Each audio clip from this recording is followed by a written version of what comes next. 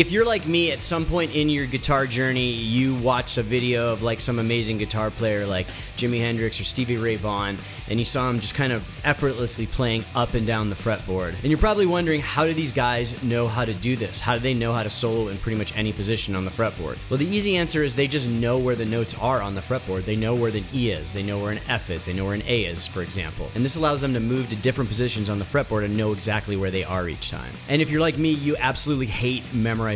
Now, as a kid in school, if we had to memorize stuff like vocab words, I absolutely hated it. But the good news is there's a relatively painless way to start memorizing the fretboard, so you too can play effortlessly up and down the neck without getting stuck in the same positions over and over again.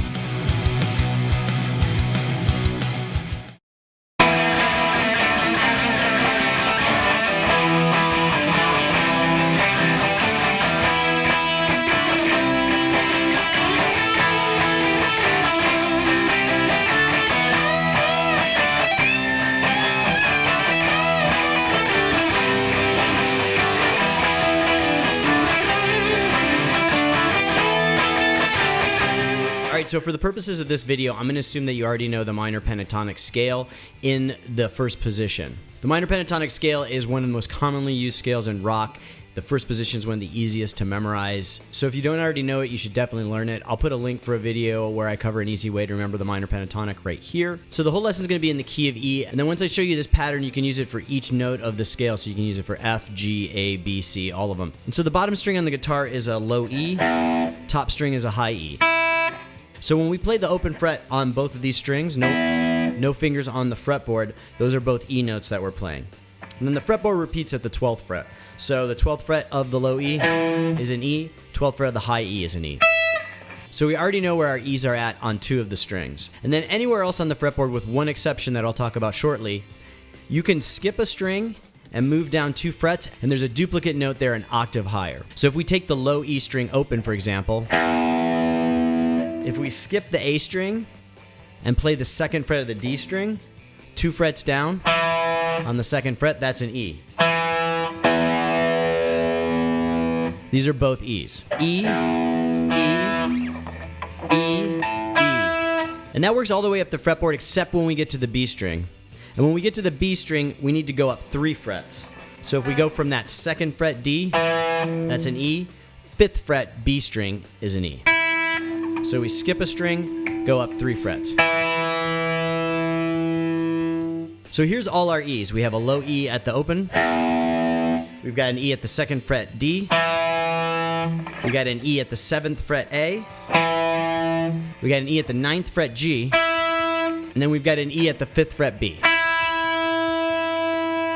So using that pattern, we have open, 2nd, 5th, then back to open. And then we have 7th, 9th. So I'm going to take a second to let that sink in. In the meantime, here's a picture of a giant mega bat. Alright, so now that we've got that palette cleanser, we can talk about what the point is of knowing where all these E's are at. So the main benefit of knowing where all these E's are at is that you can play these in a song that's in the key of E and not have to worry about being out of key. And where this can first kind of come in handy is in transitions between different positions on the scale. Say we're playing a solo in this kind of open position, the first position of the minor pentatonic. So we know that scale, and then we know we've got another E as we progress up on this 5th fret of the B string. That's kind of close to the end of this scale. So we can play the 5th fret on the way to moving up to the next position we know, which could be the 12th fret, and get that kind of fluid movement through. So this is one main benefit. It gives you a few stopping points along the fretboard where you can kind of hang on notes and pass through notes on the way to moving positions. But another benefit of knowing where the E's are is the way the minor pentatonic scale is structured. So the interval between notes on the minor pentatonic scale, it goes 3, 2, 2, 3, 2, and then back to the root note. So a simple way of looking at this on the fretboard is if we're starting in E, we go 3 frets to the 3rd fret, 2 frets to the 5th fret, 2 frets to the 7th fret, 3 frets to the 10th fret, and then 2 frets back to the root on E. So that's how the minor pentatonic is structured. So if we're finding these pass-through notes, let's say the 5th fret on the B string we know is an E, the first interval is 3 frets. and that will always be no matter where you're playing it on the fretboard. So now we've got a little bit of a transition here when we're playing our solo. So now we've got this 5th 8 to work with on the B string. And then from memory, we know that there's an E on the 9th fret, which is also the same note as the 5th fret. So we've got like another position here, extending our range through the fretboard.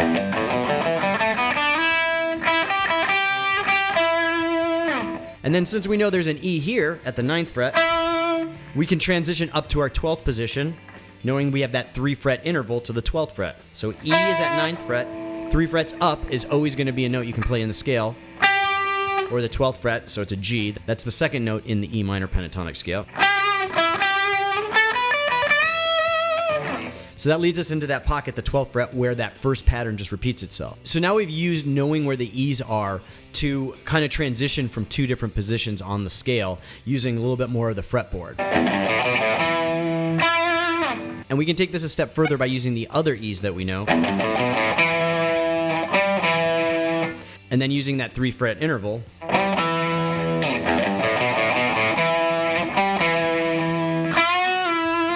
So now we're using most of the fretboard without having to really learn it much different. And then we also know that the last interval on the E minor pentatonic scale is a 2 fret step. So if we find our E,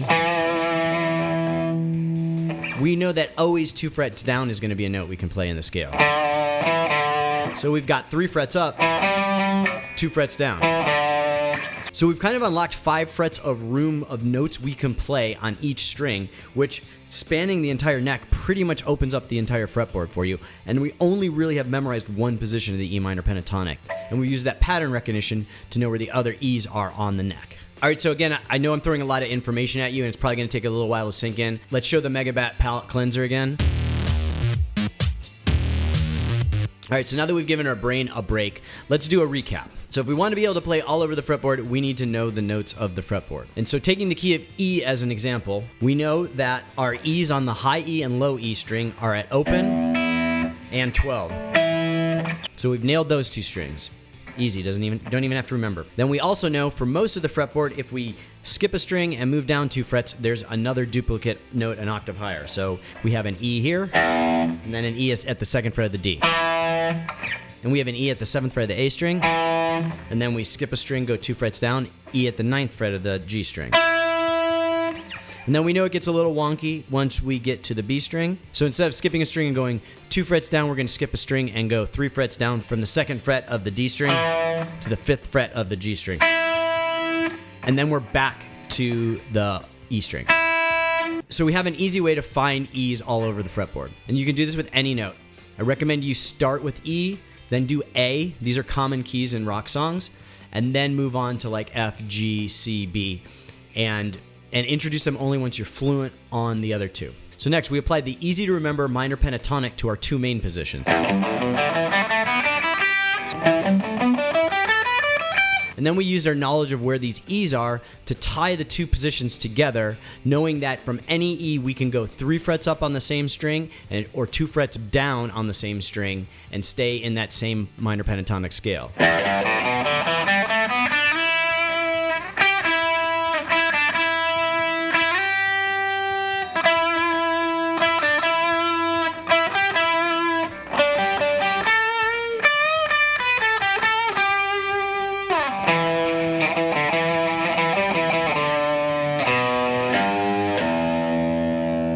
So you can see with just that simple exercise and almost no memorization, I've opened up a big chunk of fretboard that you guys probably were not even playing on before.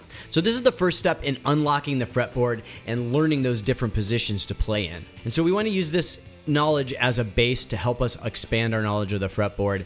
And you can continue by learning to fill in the rest of the fretboard with these little pockets where there's interesting places to play fills. Like for example, using that 9th fret root. Again, that's just using that 9th fret E and that little bit of the minor pentatonic scale that we already knew at the 12th fret. All right, so that's it for this one. Remember to take these ideas that we talked about today and practice them over backing tracks. Find a backing track in E on YouTube and work these different positions out. Practice playing the 2 spots on the E minor pentatonic that you already know, and then use these different spots of E all over the fretboard to kind of play 3 frets up, 2 frets down, and work on connecting these 2 positions. And then once you're comfortable with that, move on to other notes. You'll be surprised at how quickly you pick this up. So thank you for watching. Remember to like and subscribe if you appreciated this video and this content. It helps me keep the channel going. Hit the little bell for notifications, and check out my website, scottobrienguitar.com. I have the tab for hundreds of punk rock and grunge songs up there, as well as my beginner guitar course, which is on sale for a limited time for $50. 10 video series, takes you from scratch like never picking up a guitar before all the way up to rock and roll proficiency. And I will see you guys next time.